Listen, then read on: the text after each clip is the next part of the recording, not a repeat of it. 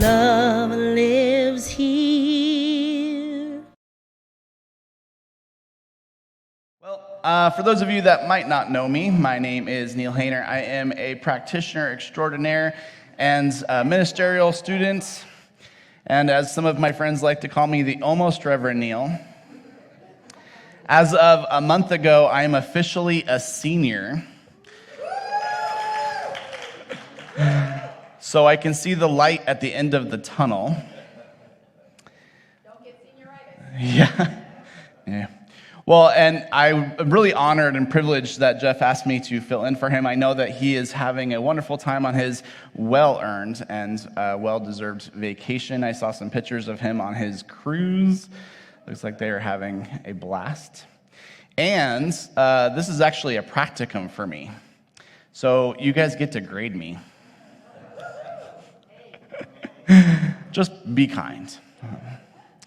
So the Center for Spiritual Living Worldwide has a theme of living everyday wonder. This year we've been looking at how spirituality ties in with our everyday lives, like our bodies, our relationships, our work, our emotions. And this month, in the month of August, we're talking about nature. And for the next couple of weeks, I'm going to take us on a little journey where we look at some spiritual principles as revealed by nature. And today, we're going to be taking a look at some spiritual principles of water. But, it seems to me that nature is such a reflection of the divine. It's what we're called to do. We want to be out in nature. It's that one life, that force that, for the Star Wars fans out there, it is the force, right? When we're in nature, we feel somehow more connected, more at peace. It feeds our soul. I know that for me, a couple of years ago, during the first COVID lockdown, one of the things that really calmed me and helped ground me was just going for a walk and being really in tune with the nature of just my neighborhood. It replenished me, it grounded me, it fed me, and it helped me deal with that challenging time. So this week we're going to be looking at water. And water for many cultures symbolizes spirituality. It symbolizes spirit. It symbolizes depth. It symbolizes the divine feminine. I know for those of us in Southern California, however, it often represents that thing of lack that we never seem to have enough of. So before we get started talking about these spiritual principles about water, I'm going to give you some interesting facts. So those of you who don't know me, I'm a 4th grade teacher. So it comes out sometimes. Just be forewarned. So when water freezes, it expands by 9%. Yeah, we all knew that. But did you know that the fact that water expands, it's one of the few substances in the universe that actually expands instead of contracts when it gets colder? And the fact that water expands and becomes lighter than liquid water is the only reason that life is possible on Earth. Because if water became more dense than liquid water, the oceans would freeze over. But the fact that ice floats is what allows life to exist on Earth. Nearly 97% of the world's water is salty or otherwise undrinkable. Another 2% is locked up in the ice caps and the glaciers. Probably a little less now. So that leaves just 1% of all the Earth's water for humanity's needs. All of its agriculture, residential, manufacturing, community, all of our personal needs has to come out of that 1% of water. 75% of the human brain is water, and 75% of a living tree is water. Coincidence? I always like to explain to my 4th graders that water is made of course, 2 molecules of hydrogen and 1 molecule of oxygen. Hydrogen is an explosive gas. So when you're drinking water, you're drinking an explosive gas. My 4th graders, But when they combine, they become an entirely third thing that's like neither one of the other two. That is synthesis. Water is everywhere in our life. It's in our bodies. It is in the air that we breathe. It is in the land. It's no wonder that spiritual cultures from all over the world and every tradition view water as a symbol for the soul, for the spirit. Did you know that at any given time, there's about 37.5 billion gallons of water in the atmosphere? And of course, as Dinah reminded us this morning during her meditation, about 60% of your body is made of water. So it's no wonder that when life gets a little crazy, I don't know about you, but when life gets a little stressful, my first thought is, man, I need to go to the beach. Man, I just really need to go sit by the lake. There's something in our soul, in our body, that water that makes up our brain and our cells and our whole system. It's in symbiosis. It's in vibration with all that water that is around us. So I have 5 spiritual principles for you this morning that come from the wisdom of water. And I'm really excited about this topic. I had to actually kind of constrain myself down because this is one of those topics that I could go on for forever. So the first spiritual principle is creating change.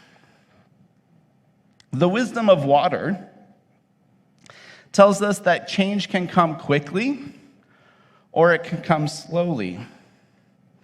Here in Southern California, if you haven't been noticing, it's been pretty hot and humid. And up where I live in Yucaipa, there's been thunderstorms almost every single day, washing out roads, flash flooding. It's happened up in the high desert and in the mountains. It seems like our monsoonal moisture is a little bit more this year. But when you have that flash flood, it represents that quick and fast change. But water can also carve out magnificent Grand Canyons over 5.5 million years. The Tao Te Ching, Chinese book of spirituality, says that nothing in the world is as soft and yielding as water. Yet for dissolving the hard and inflexible, nothing can surpass it. You know, sometimes in our culture, we tend to value the fast and the furious. We think that to make an impact, we actually have to make an impact. We have to be strong and flatten every obstacle in our way. And that works sometimes. But it's also possible to be soft, to persevere, to be gentle, and over time, make an even bigger impact. Maybe there's a place in your life where you're looking for a little change. And maybe that hard, fast way doesn't seem to be working for you. Maybe it's time to go with the flow. Maybe it's time to be soft and gentle. Because being soft and gentle is just as much a sign of strength as being fast and powerful. Lao Tzu said that life is a series of natural and spontaneous changes. Don't resist them. That only creates sorrow. Rather, let reality be reality. Let things flow naturally forward in whatever way they like. In the Edinburgh Lectures, Thomas Troward, one of the teachers of the founders of our philosophy, Ernest Holmes, says that you know you're in alignment with God and with Spirit when you are in the flow, when things come easily, when you feel like you are on a smooth track. Go with the flow. The second spiritual principle I want to talk to you today about is becoming clear. Ernest Holmes says that just as water purifies itself as it flows, so the impure stream of our mental life becomes purified by applied constructive thinking. What does that mean? Well, here's the illustration. It used to be in our foundations class. I don't know if they do this anymore, but they would get a big bottle of cloudy, dirty water. And slowly, drip by drip, they would put new water into that container. And slowly, drip by drip, the water that was dirty and cloudy would become clear. Our mental atmosphere is a lot like that. Our thinking can be polluted with false beliefs and ideas that don't serve us. But slowly, with spiritual practice like affirmative prayer and affirmations, drop by drop, we clarify our thinking. Like water carves out the Grand Canyon, slowly we carve out new neural pathways in our brain. We see new awarenesses and we have new thinking, new perspectives that change our life. That is the science of mind. That is what we teach here at the Center for Spiritual Living. Change your thinking one day, one drop at a time, and you will change your life. The Buddhist path tells us that our minds are often like that turbulent water in which mud has been stirred up. It is only when we become still and allow that turbulent water of our minds to settle that we can really see things clearly. Ernest Holmes was very fond of saying that our life is a reflection of our thinking. But if our thinking is all stirred up and all turbulent, we don't get a clear reflection of what's going on in our life. We have to become willing to be still, to stop, to listen to that still small voice, to allow that turbulence in our mind to settle and allow that water to clear. Maybe this morning there's a place in your life that's a little bit less than clear. Maybe you're not sure what path to take. Maybe you're feeling some divine discontent. Maybe you're being called this week to allow all that turbulent water to settle and to become clear about what's going on for you. The third spiritual principle I call the change of state. Now, once again, I am a fourth grade teacher, so I'm about to drop some science for you. Don't worry, I have a point. Just stay with me. First, I want to mention that at its core, science is the study of nature and its laws. And all those old-time theologians and philosophers tell us that studying nature and its laws is the best way to understand God. And of course, we know that's because there really is only one. There's a reason why Ernest Holmes called our teaching the science of mind. But that's probably another talk for another day. So hopefully you know from your elementary science classes that there are 3 states of matter: liquid, solid, and gas. Good job, you passed 4th grade.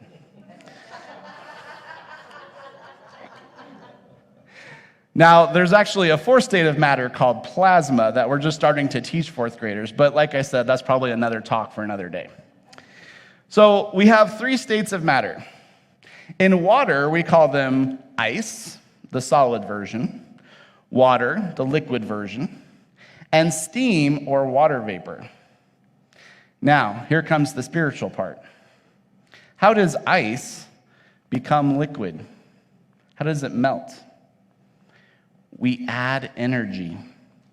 We increase the vibration of the molecules. How does that liquid become a gas? Again, we add energy. We increase the vibration and it boils. So what's my point? Again, Ernest Holmes tells us that if we change our thinking, we change our life. But how does that work? Changing our thinking changes our vibration, the energy of your thought. And that thing in your life that you thought was solid, unmovable ice suddenly begins to melt. Our spiritual practices, like affirmative prayer, meditation, affirmation, and sacred service, change your vibration. You know, there is a Japanese psychologist, I think he is. His name is Masaru Emoto. And he has a New York Times best-selling work called The Message of Water, in which he took pictures of water crystals that had been exposed to both negative words and positive words. And you can see in the pictures themselves the difference that vibration makes. The water that was exposed to positive words have beautiful crystals of symmetrical shapes. And the water crystals that were exposed to negative words were misshapen or did not form crystals at all. So imagine our bodies are made up of 60% water. How do the words that we hear, the words that we say, affect the water in our bodies? I know some people that when that book first came out, they would have water bottles, and they would put their word that they were going for on their water bottle. And I was getting ready for my talk. I said, man, I should have done that for my fourth graders last week. And give them all water bottles that say calm on them.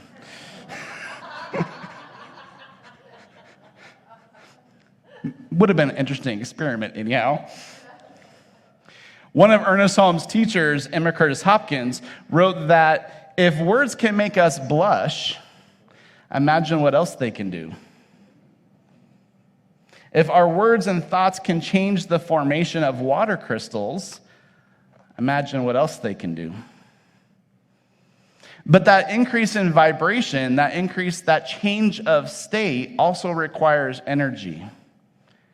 You just can't sit at home and hope things will change. You need to, as we are fond of saying, treat and move your feet. Take action towards that thing that you want, that world that you want to create. There's another lesson in here for us, though. In our statement of belief, Ernest Holmes wrote that we believe in the eternality, the immortality, and the continuity of the individual soul forever and ever expanding. What does that mean? It means that when ice, water, and vapor are all forms of water, in its essence, the soul of what water is doesn't change. What does change is its form. This is a perfect metaphor for what Ernest Holmes says happens to us when we die. Our solid bodies melt away, and our spirit, or the individual soul, becomes a liquid state. Not different in our essence, but a higher vibration. A change, not of matter, but of the soul. Not in essence, but of vibration. And our soul is forever and ever expanding and increasing its vibration. So here's the fourth spiritual principle. Fill the container and seek your own level. I was actually introduced to metaphysics by my 7th grade Spanish teacher. He would probably get a lot in trouble for this these days. But he's the one that got me started reading Illusions in 7th grade and the Course in Miracles, which, 7th grade, I didn't get a lot of it, but it started me on the path that led to me standing up here today. And my 7th grade Spanish teacher was really always very fond of saying, well, water seeks its own level. And what that means as an idiom is that we attract people that match our vibration, right? And it also means for me that life seeks out balance. That whenever things get a little bit topsy-turvy in our life, that the water seeks its own level. It becomes balanced. So the first part of that is fill your container. One of the properties of water is it fills whatever container that it's in.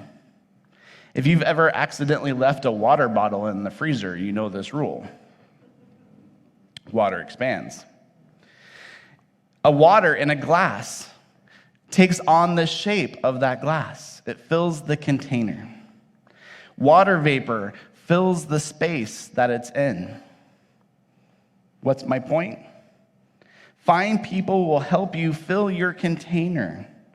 Find those people that help you reach your fullest potential and match your vibration. Find the people who don't drain that energy away from you. Water is a valuable resource, just like your life. It deserves to be long and full and beautiful. Don't waste it on people and past hurts that keep you from filling up the container of your life. Fifth spiritual principle. How we treat our water is a reflection of our values. Your body is made of 60% water. Our planet is covered by water. From outer space, it can be seen as a beautiful blue planet.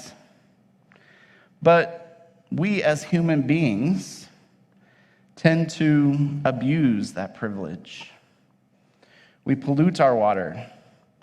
We give it over to income-appreciating corporations who charge us to drink the water that comes naturally in the world. We pollute our water. We drain it away from that life. So we have the opportunity to be mindful about how we use the water in our life. It's especially important here in California. So,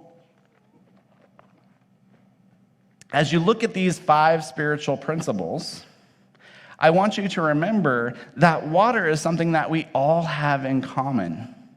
It is an expression of our unity. There is not a living thing in this world that doesn't have water within it, that doesn't require water. We are all connected to each other, and we are all connected to Spirit. So let's work towards a world that honors this important life-sustaining resource. And as a part of our spiritual practice, we bring our awareness to the water in our lives this week. Notice those spiritual principles, the wisdom of water that is all around you. We put our spiritual principles to work to increase our vibration, change our lives, and help create the world that works for all and all of creation. And so it is.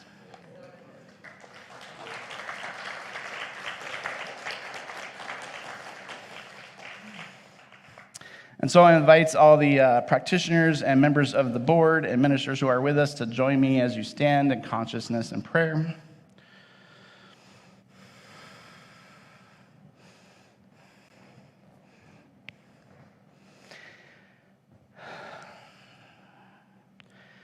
And so we simply just take this moment in the silence to allow our awareness of Spirit to wash over us. To recognize that we live and move and have our being in an ocean of love, an ocean of peace, an ocean of wisdom, an ocean of grace. It is all around us. It is who and what we are. We are that drop of the ocean. All of the ocean, all that the ocean is contained in that single drop. And just as much, we contain all that is within the ocean of God. It is who and what we are. And so knowing that this morning, I speak my word for myself. I speak my word for every single person in this room. I speak my word for any single person who is viewing this online now or in the future. Knowing that Spirit is always present in our lives. We simply seep in that water of life. We allow Spirit to fold and flow through us in every way possible. And I simply know this morning that wherever there is the appearance of lack, that flow of good, that flow of abundance comes flowing in and washes away any sense of lack or doubt or fear, because that is not who we are. And I know that wherever there is a perception of a need for physical healing, that wholeness, that wellness, that perfect peace washes over us, washing away any sense of pain or discomfort or lack or limitation. I know that whatever is being called for this morning is present because God is present. And knowing that is true, I can be grateful for it. I am so thankful for the abundance of water on our planet, for the wisdom that it can teach us. I'm so grateful for the ways that it nourishes my life and allows me to be present here today. I'm grateful for this truth. I'm grateful for these spiritual principles. And I release this word into that law, that perfect reflection that reflects back perfectly everything that has been placed upon it. And it only says yes and more, yes and more. And if you agree with any part of this spiritual mind treatment, I invite you to say with me, and so it is.